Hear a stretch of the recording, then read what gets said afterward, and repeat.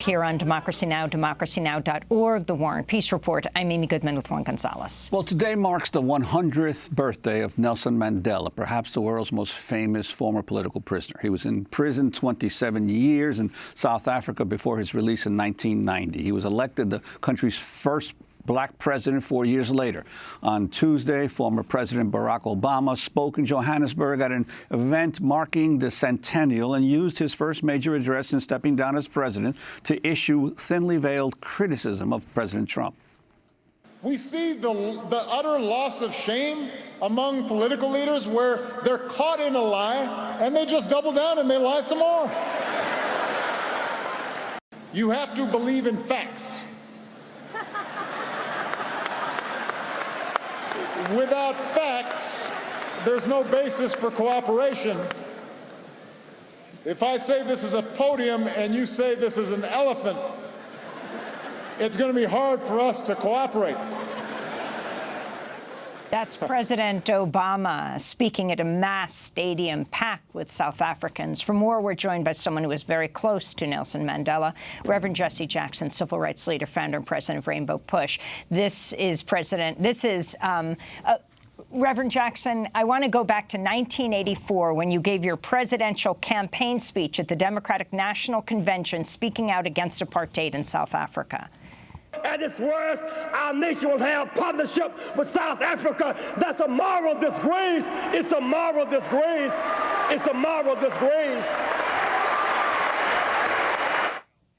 That's Reverend Jackson in 1984, joining us now from Chicago. Reverend Jackson, welcome back to Democracy Now! Talk about the significance of this day, the centennial of Nelson Mandela's birth, and the significance of President Obama being there and talking about strong men, a veiled reference clearly to President Trump.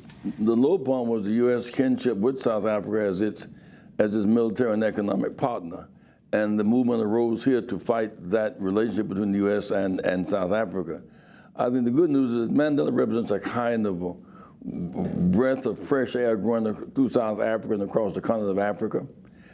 He represented a vision of a multiracial, non-racist democratic state.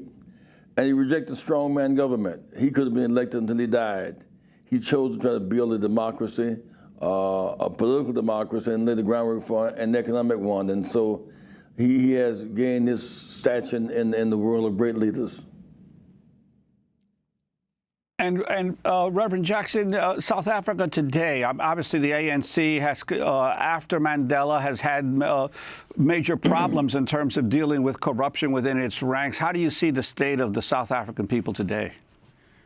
It has gained its political freedom and its economic justice. You have 90% of the population is black African, and yet the 10% control basically all the land and the resources. And so now they are free but not equal. And that's the next stage of the development. They do not control really universities, nor agriculture, nor banks, nor media. If you envision a black island, a black ocean with a white island, 10%. Most of the investment goes into the 10%, but the 9%. I think Mercedes-Benz maybe has a car plant there. They have like 75 dealerships, all white. None of them are black, and so I think the next phase of it, they're better off than they were. Let's say that real fast.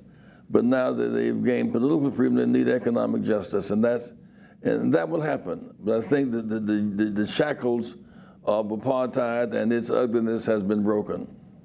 What do you think Nelson Mandela would be saying about President Trump today? I was wondering if you could comment both on the summit, if you think it should have happened, and President Obama, not often heard on these issues, basically talking about authoritarianism. Well, President Mandela was very clear on his as a Nobel Prize winner to speak to world issues on a current basis. Clearly, Mr. Trump has an affinity with Mr. Putin that's inexplicable. In his attack on the leader of Canada and Mexico and the EU and NATO, he only finds a kinship with Russia. attack the women leaders of Germany and Britain, but not the male leaders standing side by side from Russia. We deserve explanations that we do not have. Among other things, his tax return. What ties are there to Russia? We just do not know. And it's created a very ugly climate in the country of distrust and racial polarization. And I hope that we were able to survive and make a statement in November that will regain our move toward positive relations. And Reverend Jackson, the little time we have left, you're off to Korea this weekend. Could you talk about that? Well, we even though we had this meltdown in Helsinki the other day, we must keep encouraging the North-South dialogue in Korea.